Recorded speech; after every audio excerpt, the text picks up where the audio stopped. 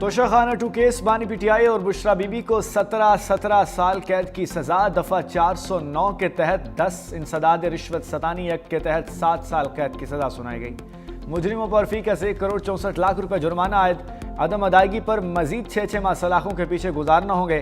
फैसला स्पेशल जज सेंट्रल शाहरुख अर्जुमन ने सुनाया। बानी पीटीआई और बुशरा बीबी भी कमरा अदालत में मौजूद रहे। केस का 59 सफ़ात पर मुश्तमिल तफसीली फैसला जारी।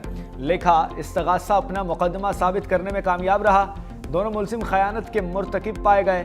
बानी पीटीआई की उम्र और बुशरा बीबी के खातून होने का ख्याल रखते हुए कम से कम सजा दी गई। मुजरिमों के अरसा हवालात को भी सजा में शामिल किया गया। मुलजिम दिफा में कोई वाज़ेह सबूत पेश ना कर सके।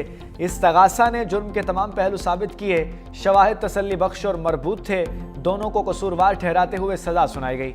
अदालत का फैसले में वजारत खारजा के जरिए हासिल खत का भी जिक्र। FIA ने गैर मुल्की कंपनी से जायदाद की असल कीमत का तयन करवाया।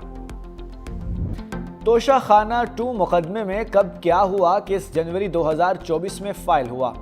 13 जुलाई 2024 को नैब ने बानी पीटीआई और बुशरा बीबी को अडयाला जेल में गिरफ्तारी डाली।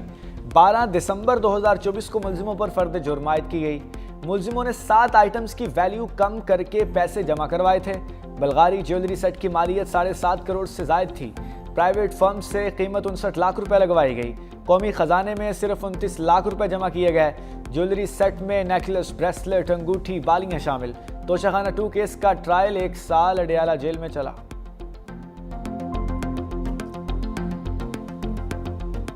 बुशरा बीबी की आज कन्विक्शन हुई है, उसका तो दूर दूर से तोशाखाना के साथ ताल्लुक नहीं था।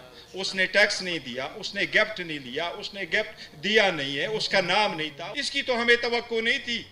मई 2025 के बाद हम तो ये उम्मीद किए बैठे थे कि शायद कुछ रास्ता निकालेंगे, कोई सेंस प्रिवेल करेगा, लोगों को साथ बिठाना पड़ेगा, एक दूसरे को खतरा न समझे, एक दूसरे को गाली ना दे। आज इंसाफ का कत्ल हुआ। फैसले पर पूरा पाकिस्तान अफसुर्दा है। Chairman PTI barrister Gohar Khan की प्रेस कॉन्फ्रेंस का हम सोच रहे थे कि सजाओं का सिलसिला शायद रुक जाए। हम अच्छी उम्मीद के साथ नए साल में दाखिल हों। बदकिस्मती से कुछ लोग हमारा रास्ता रोक रहे हैं। ऐसे फैसलों से मुल्क में इंतशार मजीद बढ़ेगा। सलमान अकरम राजा ने कहा, अदालत गए समाअत थी, ताहम केस का फैसला आ गया जिसकी तवक्को नहीं थी। हमें फैसला करना है कि इस जबर को सहना है या नहीं। इस मामले का ताल्लुक किसी एक सियासी जमात से नहीं बल्कि मजमूई है। हम इक़्तिदार की जंग नहीं लड़ना चाहते, हमने उसूलों की जंग लड़नी है।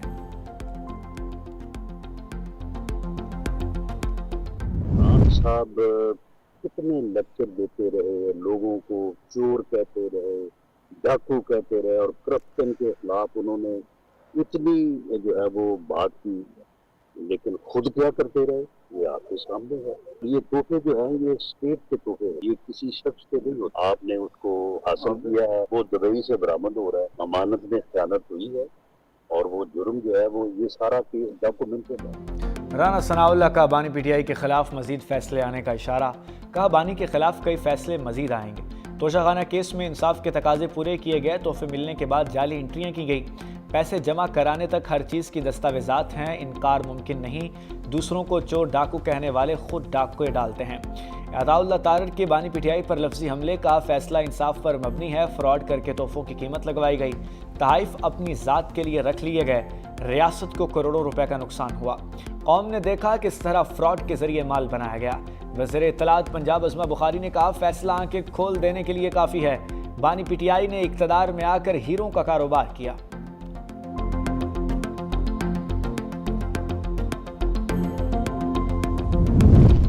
वज़ीर मुमलिकत बैरिस्टर अकील की भी बानी पीटीआई के खिलाफ लफ्जी चार्जशीट। कहा, साबिक वज़ीर आज़म ने कौमी ख़जाने को लूटा। तोशाखाना 2 का फैसला आइन और कानून के मुताबिक है। बानी पीटीआई ने बरादर मुल्क से मिलने वाले तोहफे बेच दिए। गवाहों और सबूतों की बुनियाद पर बानी पीटीआई को सजा दी गई। वज़ीर मुमलिकत तलाल चौधरी ने बनी गाला को मनी गाला करार दे दिया। कहा, कोई शक नहीं, चंद रुपए देकर हार खुद रखा गया। इख्तियार इस्तेमाल करते हुए महंगी चीज़ सस्ती करके लेना चोरी के ज़ुमरे में आता है। वफाकी वज़ीर सेहत मुस्तफ़ा कमाल कहते हैं कि Toshakhana 2 open and shut case है। बानी पीटीआई ने दूसरों को चोर और डाकू का नारा लगाया। खुद उनके घर में क्या हो रहा था उन्हें सब इल्म था।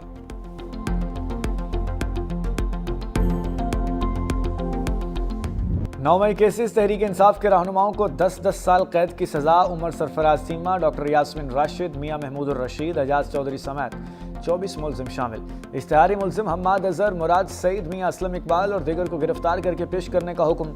अदालत ने कलमा चौक कंटेनर और पुलिस गाड़ियां जलाने के मुकदमात में फैसला सुनाया। शाह महमूद कुरैशी का मुकदमा में भी चालान नाम नहीं आया। सप्लीमेंट्री चालान आने पर शाह महमूद कुरैशी का ट्रायल दूसरे मरहले में होगा।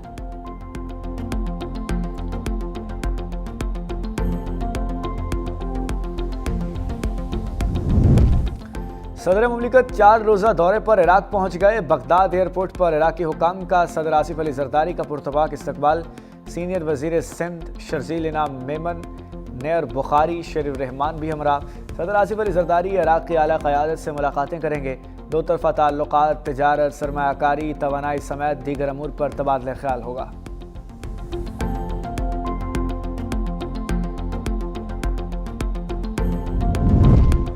वज़ीर आज़म की करप्ट अनासिर के खिलाफ घेरा तंग करने की हिदायत। इंसानी स्मगलिंग के खात्मे से मुताल्लिक़ अहम बैठक। शहबाज शरीफ ने कहा, करप्ट अनासिर के खिलाफ सख्त कार्रवाई की जाए। इमिग्रेशन निज़ाम बेहतर बनाने के हवाले से टेक्नोलॉजी का इस्तेमाल वक्त की अहम ज़रूरत है। FIA हुकाम ने बताया कि करप्शन पर 196 अफसरों और एहलकारों को नौकरी से बर्खास्त किया गया। वज़ीर आज़म की ज़ेर सदारत बरामदात पर भी जायज़ा इजलास। कहा, बरामदात में इजाफे के लिए हर मुमकिन सहूलियात के लिए कोशां हैं।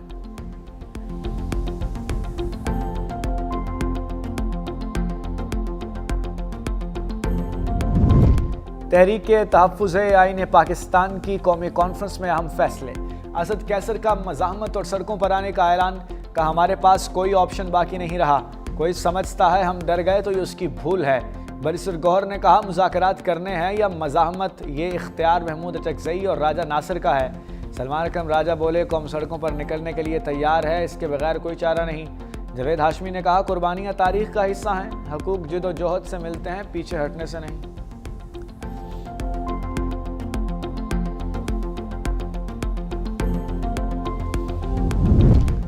अमेरिका गजा में क़याम अमन के लिए पाकिस्तान के किरदार का मोतरफ। अमरीकी वज़ीर ख़ारजा मार्को रूबियो का अमन फोर्स की तैनाती पर मुस्बत रद्द-ए-अमल देने पर पाकिस्तान का शुक्रिया। कहा, पाकिस्तान ने हिस्सा बनने के लिए गौर करने की पेशकश की है। ये अच्छी बात है कि पाकिस्तान कम अज़ कम उसका हिस्सा बनने पर गौर कर रहा है। गजा फ़ौज के भेजने के मामले पर कई सवालात के जवाबात अभी दरकार हैं। कई ममालिक स्टेबलाइजेशन फोर्स का हिस्सा बनने के लिए तैयार हैं। अगर पाकिस्तान आमादा होता है तो अहम किरदार अदा कर सकता है।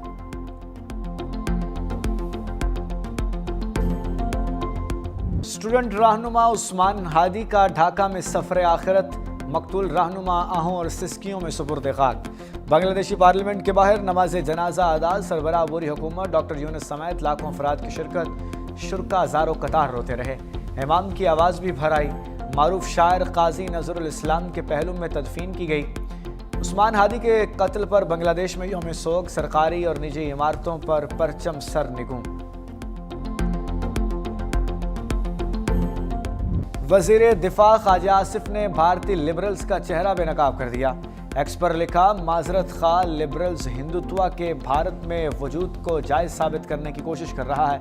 ऐसे नाम नहाद लिबरल्स को लोग किराए पर रिहाइश तक देने को तैयार नहीं। भारत में हुए एक मुबाहिसे की वीडियो शेयर कर दी। वीडियो में मुस्लिम आलिम दीन को भारतीय शायर जवेद अख्तर को लाजवाब करते हुए देखा जा सकता है।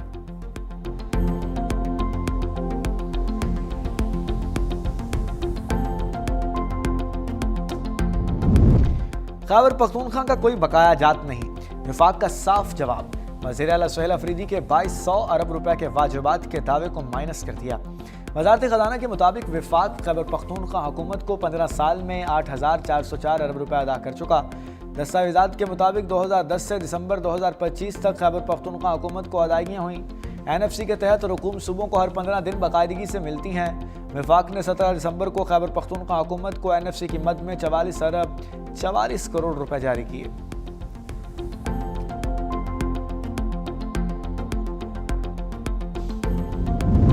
इस्लामाबाद में मौसम सरमा की पहली बारिश। शहर में बूंदाबांदी खनकी बढ़ गई। हल्की बारिश कुछ देर जारी रहने के बाद थम गई। इस्लामाबाद और पंजाब के मुख्तलिफ अजला में आज हल्की बारिश के इम्कानात हैं। पंजाब और खैबर पख्तूनख्वा के बाज़ इलाकों में शदीद धुंध।